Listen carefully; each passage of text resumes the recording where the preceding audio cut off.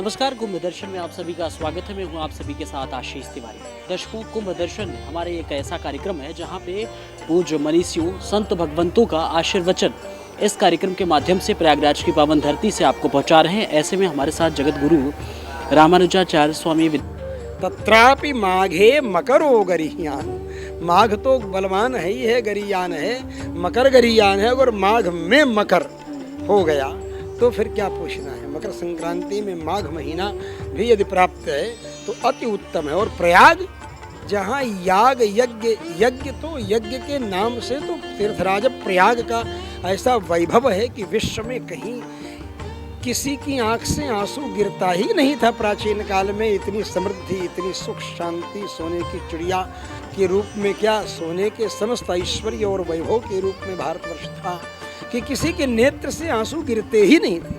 किंतु जब प्रयाग में वह आता था तो उसकी आंख से आंसू निकलने लगते थे। क्यों? क्योंकि इतने यज्ञ हुआ करते थे यहाँ कि यज्ञीय धूमों से यहाँ की धूमिल धूमिल देखती, मानो महामख धूम से श्रृंगार अपना साजती। यहाँ की भूमि ऐसी सुसज्जिता हो जाती थी। धूमिल श्रृंगार मानो वह संध्या के नेत्र में सुरमा की तरह सायंकाल के रूप में छा रहा हो, ऐसा धुआं। सायंकाल तो धूमिल होने लगता है ना, कुछ जो दृश्य दिखलाई पड़ता है, फिर बाद में रात्रि हो जाती है तो और अंधेरा होता है, फिर प्रकाश के सहयोग से दिखाई पड़ता है। तो ऐसे धुआं हुआ करते थे। धूम का इतना यहाँ पर प्रवाह था कि लोग आते थे तो आँख में आंसू निकलते थे। बड़ी सुख और शांति की जिंदगी में भी आंसू यदि किसी की आंख से निकलता था तो प्रयाग में।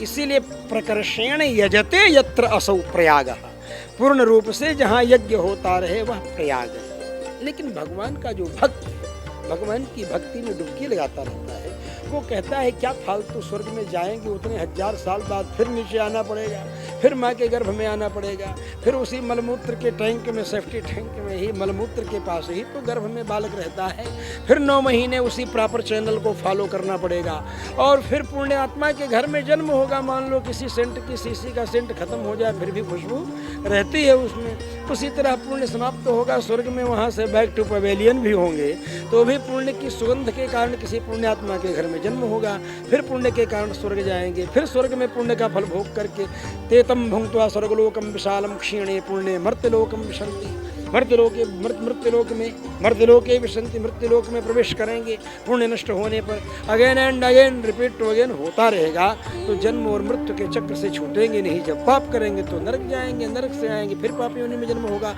फिर पाप के कारण नरक जाएंगे, इसमें भी मरना पड़ेगा और जन्म लेना पड़ेगा।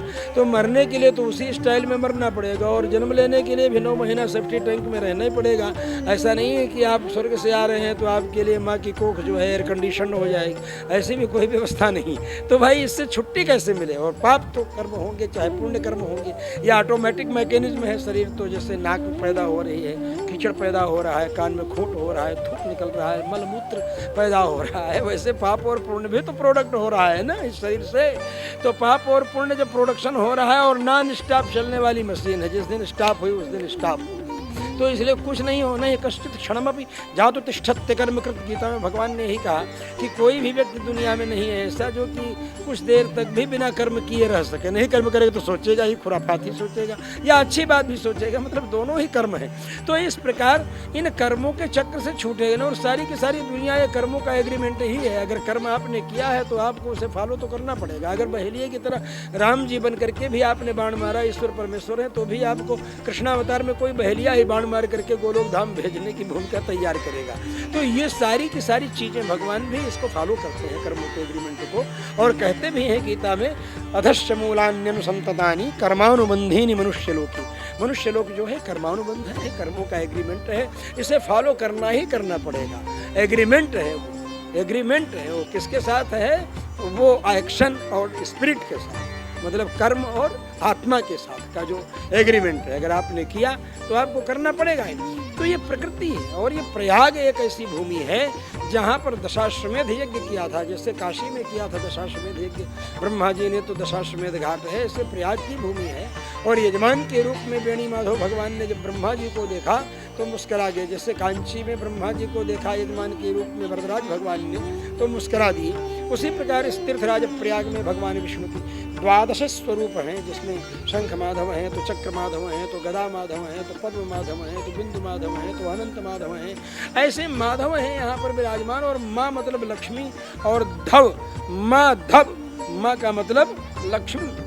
जी यहाँ की जितनी महिमा गाई जाए आप जैसे संत भगवंतों के मुखार बिंदुओं से कम नहीं होगा, क्योंकि जब तीर्थ के राजा आप जिस तरीके से बता रहे हैं कि मतलब अलग अलग महिमा है, इस महिमा के साथ साथ एक चीज़ और वर्णित है। कहा जाता है कि तीर्थराज में यहाँ पे दान का महत्व तो है ही, साथ साथ स्नान का महत्व है। और इसके बीच अगर हम बात करें तो यहाँ पे जो शाही स्नान है, इसके जो महत्व हैं, इसके बारे में क्या कुछ आप? शाही तीर्थराजाभिषेकम, श्री नासिक तीर्थाभिषेकम या अवंतिका तीर्थाभिषेकम, जहाँ जहाँ कुंभ लगते हैं उन तीर्थों के अभिषेक के नाम से, उन ग्रह गोचरों के नाम से जो अभिषेक है, कुंभाभिषेकम भी कहते हैं। श्री नासिक कुंभाभिषेकम ये कह सकते हैं, श्री तीर्थराज प्रयाग कुंभाभिषेकम ये कह सकते हैं, श्री अवंतिका कुंभाभिषेकम कह सकते हैं। लेकिन इस शाही शब्द को ढोते रहना ये कोई जरूरी नहीं है। और क्रमशः ऐतिहासिक सिद्धांत के अनुसार जो संप्रदाय जिस इतिहास कालखंड की संरचना में पल्लवित पुष्पित हुए हैं, उसी क्रम से उन अखाड़ों को, उन संप्रदायों को, उन आचार्यों को स्नान करने की बाकायदा सबसे व्यवस्था देनी चाहिए। मेरिट से सिलेक्शन होता है, मेरिट से अगर नहीं आया तो कोई बात नहीं है, जाने दीजिए, उस ग्रह गोचर में नहीं नहाए। लेकिन सवेरे स्नान करने का समय दिया तो ठीक है, पहले उनको समय दिया जाए, फिर और बाद में जो इतिहास में बने उनको समय दिया जाए। फिर आजकल के जो लेटेस्ट समय जो है उनका हो, जो कि आजकल बन रहे हैं उनका हो। तो जब तक ये व्यवस्थाएं नहीं संचालित होंगी, जब तक ये व्यवस्थाएं लागू नहीं होंगी, तब तक इसी प्रकार की मानसिकता आपकी उत्पन्न होती रहेगी, जिसके कारण आप बारंबार तरह तरह की बातें करते हैं और तरह तरह की योजनाएं बनाते हैं। तो ये ऐसे सब विलक्षण चमत्कार हैं, इनका जितना वर्णन किया जाए उतना ही कम है। इसलिए कहा राजा वा राजपुत्रो वा गुरुविणी पतिदेवो वा जीवत पिता प्रकुर्वीत प्रयागे मुंडनम शुचि। राजा हो, राजा का पुत्र हो, गर्भिणी का पति हो, पिता जीवित ही क्यों न हो, उसके प्रयाग में आने पर मुंडन करना है, प्रयाग को प्रणाम करना है, शरणागति करनी है। ये भावना है, ये नियम है। मुंडनम चोपवासश्च सर्व तीर्थे स्वयं विधि। सारे तीर्थों में ये विधि है कि जाइए तो मुंडन कीजिए और उपवास कीजिए। वर्जयित्वा कुरुक्षेत्रम विशालाम विरजाम गयाम। लेकिन कुरुक्षेत्र में, बद्रीनारायण में, विरजा माने अयोध्या में और गया में, इन 4 जगहों पर जाइए तो क्षौर कराने की कोई जरूरत नहीं है। हाँ मतलब वहाँ छूट है, गया में भी छूट है कि हाँ आपको क्षौर नहीं कराना पड़ेगा। तो विशालाम विरजाम गयाम, वर्जयित्वा कुरुक्षेत्रम विशालाम विरजाम गया। विशाला मतलब बद्रीनारायण और विरजा मतलब अयोध्या और गया तो कुरुक्षेत्र तो पहले कह दिया।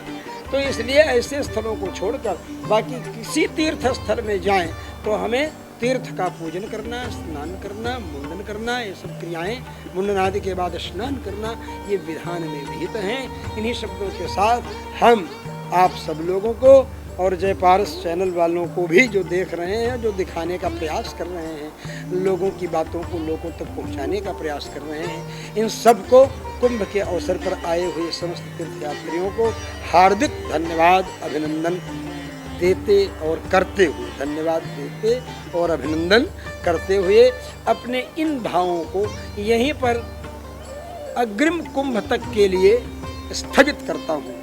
बोलो श्री तीर्थराज प्रयाग की, श्री भाष्यकार भगवान की। पूज्य श्री के सानिध्य में जो भी आशीर्वचन आप तक मिले, इसीलिए आपको आवाहित कर रहा हूँ बार बार कि आप आएँ, अपनों को साथ लाएं, इस प्रयाग की पावन धरती पर पुण्य कमाने के लिए जरूर से जरूर पधारें। जय जय प्रयागराज।